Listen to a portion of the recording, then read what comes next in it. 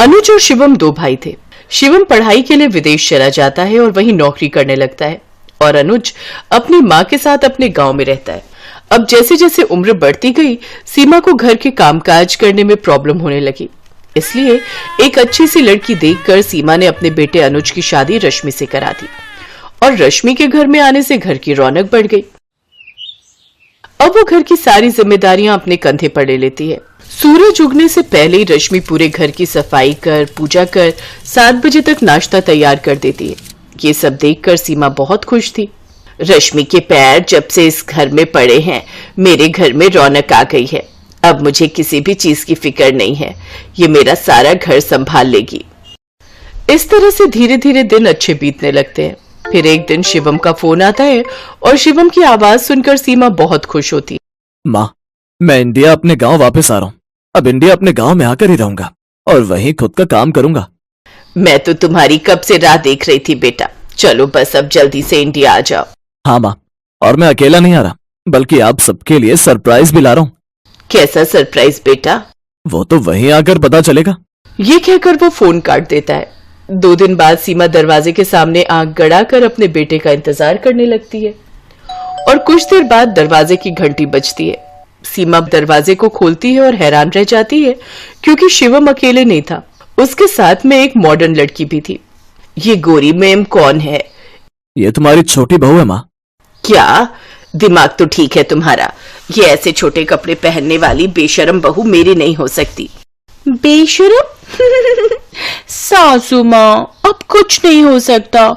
हम दोनों ने शादी कर ली है। शिवम, इससे अच्छा होता तुम वापस ही नहीं आते। मैं इस बेशरम लड़की को अपनी बहू नहीं बनाऊंगी जिसे ढंग के कपड़े पहनने का भी होश ना हो।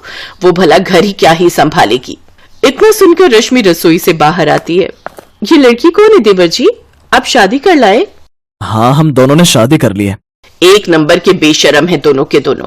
कैसे बेशर्मों की तरह हाथ में हाथ डालकर खड़े हैं। बड़ों का तो कोई लिहाज ही नहीं है। माँ जी, आप शांत हो जाइए। यूं गुस्सा करोगे तो कहीं आपका बीपी ना बढ़ जाए और कंट्रोल भी मुश्किल होगा। उफ, मैं इस दरवाजे पर खड़े खड़े थक गई हूँ। और हाँ माँ जी, मैं कोई गवार नहीं हूँ आपकी इस गवार बहू की तरह। मैं आज के टाइम की पढ़ी लिखी लड़की हूँ, मॉडर्न लड़की हूँ। मुझे तुम अंदर आने से नहीं रोक सकती, नहीं तो कहीं ऐसा ना हो कि इस बुढ़ापे में जेल की चक्की पीसना पड़ जाए। अब चलो हटो मेरे रास्ते से। इतनी दूर से आई हूँ, थक गई हूँ, मुझे रेस्ट करना है। लीजा अपने पति के साथ हाथ पकड़कर अंदर जाती है। डार्लिंग, हमारा रूम कहाँ है? ऊपर वाले फ्लोर पर। लीजा शिवम के साथ ऊपर अपने कमरे में चली जाती है और सीमा रोते हुए बोलती है, ए भगवान, किस्मत ही फूट गई मेरी। ये कैसी बहू मिली है? इतनी बदतमीजी से मुझसे आज तक कोई नहीं बोला जितना ये लड़की बोल कर गई है। माँ जी, आप अपना मन छोटा मत कीजिए। मैं लीजा को धीरे धीरे इस घर के रंग में ढाल लूंगी। आप शांत हो जाइए, मैं आपके लिए पानी लेकर आती हूँ। अगले दिन गांव का लड़का प्रेम सीमा के घर आता है और जैसे ही लीजा को देखता है, लार टपकाते हुए कहता है, तुम कौन हो गोरी मैम? लगता है दूध से नहाती हो। शट अप गवार, चल निकल यहाँ से, चीप कहीं के। लीजा ऊपर अपने कमरे में चली जाती है और प्रेम की नजर लीजा को लेकर खराब हो जाती है। अगले दिन गांव की सभी औरतें सीमा के घर उसकी नई बहू की मुंह दिखाई के लिए आने वाली थी। लीजा, ये लो साड़ी और कुछ जेवर पहनकर बाहर आ जाना। आज तुम्हारी मुंह दिखाई की रस्म है। नीचे गांव की औरतों के सामने यूं छोटे कपड़े पहनकर बैठना अच्छी बात नहीं। रश्मि ये बोलकर अपने काम में लग जाती है। लीजा मन ही मन सोचती है, ये सब बेकार के पर्दे जैसे कपड़े मुझसे नहीं पहने जाते और ना ही मुझे ये लपेटने आते। इससे तो सही यही रहेगा कि जो मैंने पहना है। कुछ देर बाद लीजा सबके सामने छोटे कपड़ों में ही नीचे आ जाती है। देवरानी जी, आपने ये क्या पहन लिया? यू शट अप जाहिल गवार कहेगी। ये फंक्शन मेरे लिए है ना, तो जो मेरा मन करेगा मैं वो पहनूंगी। अब मुझे एंजॉय करने दो। इतना बोलकर लीजा सिगरेट निकालकर पीने लगती है और गांव की औरतें ये सब देखकर बोलती हैं, हाय दैया, तेरे तो भाग ही फूट गए सीमा।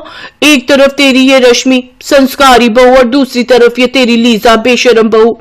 इन दोनों का तो कोई मेल ही नहीं है। इससे तो अच्छा होता तू अपने बेटे को विदेशी ना भेजती।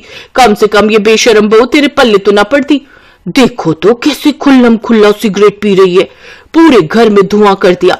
चलो चलो यहाँ से। सभी लोग वहां से चले जाते हैं। सीमा को ये सब देखकर लीजा पर बड़ा ही गुस्सा आता है। ये लड़की न जाने कौन से जन्म का बदला लेने आई है हमसे। पूरे गांव में हमारी कितनी इज्जत थी, लेकिन अब इसने तो हमारी नाक ही कटवा कर रख दी। ओह गॉड, फिर से वही मेलोड्रामा। सासू मॉम, मैं एक एनआरआई हूँ। मेरे मॉम डैड शुरू से ही बाहर रहे हैं और मेरी परवरिश भी वही हुई है। वहां ये सब बड़ा नॉर्मल है, तो चिल करो ना। रश्मि बहू, इसे ऊपर अपने कमरे में भेज दे और बोल दे नीचे आने की कोई जरूरत नहीं है। मैं इसकी शक्ल भी देखती हूँ ना तो मेरा बीपी बढ़ने लगता है। लीजा, तुम अपने कमरे में जाओ ऊपर, मैं तुम्हारा खाना वहीं ले आऊंगी। अब लीजा ऊपर अपने कमरे में चली जाती है। रश्मि उसे ऊपर ही खाना बनाकर उसके कमरे में दे आती। लीजा भी बड़े मजे से बिस्तर पर पड़े पड़े टीवी देखती या रील्स बनाती रहती, जबकि संस्कारी बहू अकेले ही सब काम करती। फिर एक रोज मौसम काफी सुहाना था। बाहर बादलों की तेज गड़गड़ाहट हो रही थी। ऐसे मौसम में तो बाहर घूमने जाने का अलग ही मजा है। मैं अभी शिवम को फोन करती हूँ। लीजा शिवम को फोन लगाती है। डार्लिंग, मुझे तो लौटने में देर हो जाएगी, यहाँ जरूरी काम में फंसा पड़ा हूँ। अच्छा ठीक है। लीजा अलमारी में से शराब की बोतल निकालती है और अपने बैग में रखकर चुपके से बाहर घूमने निकल जाती है। कुछ दूर चलकर वो एक पहाड़ी के पास बैठकर शराब पीने लगती है। ठंडी ठंडी हवाओं के साथ वो बेहद खुश थी। थोड़ी देर बाद वो वहां से खेतों की ओर घूमने निकल जाती है। अब तक लीजा शराब के नशे में पूरी तरह धुत हो जाती है और रात में लीजा को यूं अकेले देखकर प्रेम की आंखें बड़ी बड़ी हो जाती हैं। वाह रे मेरी किस्मत, आज मौका भी ठीक है और अंधेरा भी है। प्रेम लीजा के पास जाता है और उसे अपनी बाहों में जकड़ने की कोशिश करने लगता है। बचकर अब कहाँ जाओगी मेरी बुलबुल, आओ मेरे पास आओ। Leave me, just leave me you गवार। लीजा प्रेम को उससे धक्का देते हुए वहां से भाग गई। तभी प्रेम आवाज मारकर अपने कुछ साथियों को बुला लेता है और बोलता है, अब कहाँ जाओगी जाने मन, हमसे बचकर। हाँ, तभी रश्मि और सीमा डंडे लेकर आती हैं और दोनों उन लोगों पर डंडे बरसाने लगती हैं। वो सब वहां से भाग रही हैं। तुमने हमारे घर की इज्जत गंवाने में कोई कसर नहीं छोड़ी ना। आज कुछ ऊंच नीच हो जाती तो मैं तो उसी पहाड़ी से शर्म के मारे छलांग लगा देती। भले ही तू जैसी भी है, लेकिन अब हमारे घर की बहू है और कोई भी सीमा देवी की बहुओं की तरफ नजर उठाकर भी देखेगा तो मैं उसका यही हाल करूंगी। अब लीजा को अपनी गलती का एहसास होता है। वो अपनी सास और जेठानी से माफी मांगती है। माँ जी, अब इसे माफ कर दीजिए। देखिए ना, बेचारी इस हालत में भी आपसे माफी मांग रही है। इतने में शिवम भी वहां आ जाता है। देखो लीजा, जिस भाभी को तुम गवार कहती थी, आज उन्हीं की वजह से तुम्हारी इज्जत बच पाई है। तुम्हारी जानकारी के लिए मैं बता दूं, भाभी कोई गवार नहीं बल्कि डबल एमए पास है। लेकिन एजुकेट और मॉडर्न होने का यह मतलब नहीं कि वो अपने संस्कार भूल जाए। अपने परिवार के लिए उन्होंने शहर में मिल रही बड़ी कंपनी की नौकरी तक ठुकरा दी और यहीं गांव में रहकर अपने परिवार के साथ रहकर उनकी सेवा करने लगी। क्या जेठानी जी इतनी एडुकेटेड है, लेकिन फिर भी इनमें कितना सादापन है। जेठानी जी, मुझे भी आपकी तरह बनना है और सासू माँ का दिल जीतना है। क्या आप मुझे घर के सब काम सिखाएंगी? और हाँ, साड़ी पहनना भी बताएंगी ना? ऑफ कोर्स देवरानी जी, आपकी ये जेठानी आपकी हर तरह से हेल्प करेगी। अब अगले दिन से लीजा भी साड़ी पहनकर सबके सामने आती है, जिसे देखकर सीमा बहुत खुश होती है।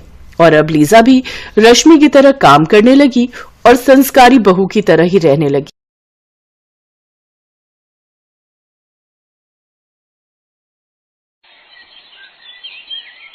सुनिए ना, अब राहुल के लिए लड़की देखना शुरू कर दो।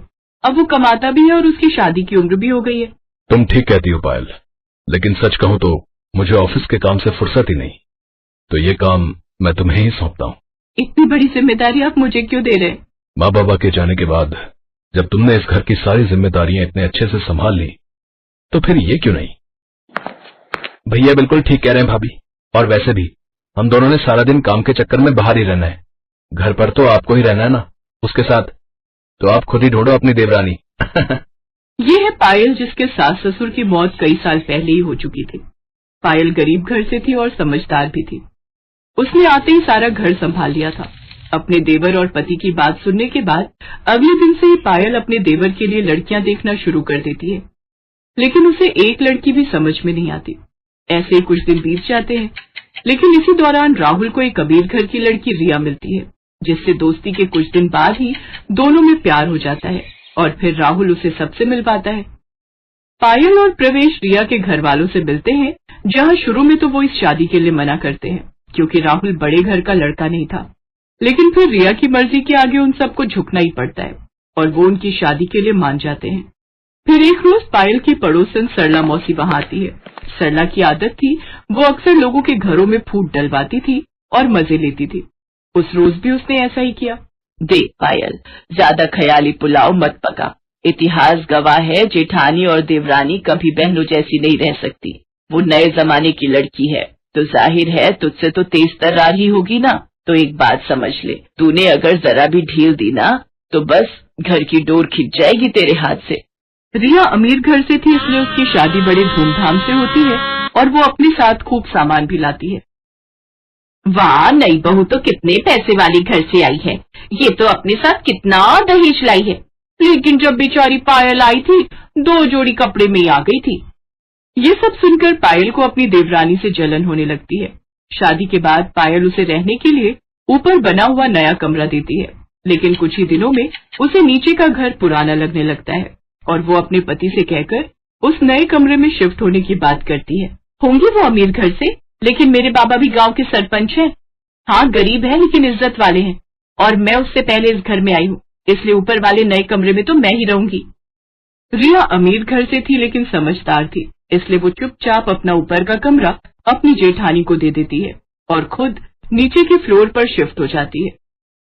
और फिर कुछ ही दिनों के अंदर, भाभी आपने ये छत का दरवाजा क्यों लॉक किया हुआ है? मुझे कपड़े सुखाने ऊपर। क्यों? ऊपर क्यों सुखाने? नीचे भी तो जगह है ना, और वैसे भी ये हमारा पोर्शन है, तो हमें भी तो कुछ प्राइवेसी चाहिए होती है ना। रिया ने शुरू में तो कुछ नहीं कहा, लेकिन धीरे धीरे उसे पायल का बर्ताव और उसकी हरकतें खटकने लगी। और फिर एक दिन, बस अब बहुत हो गया भाभी, और ये सब क्यों कर रही हैं? आपको मुझसे परेशानी क्या है? परेशानी मुझे क्यों होगी? हाँ, क्योंकि आप मुझे हर समय परेशान करती हो।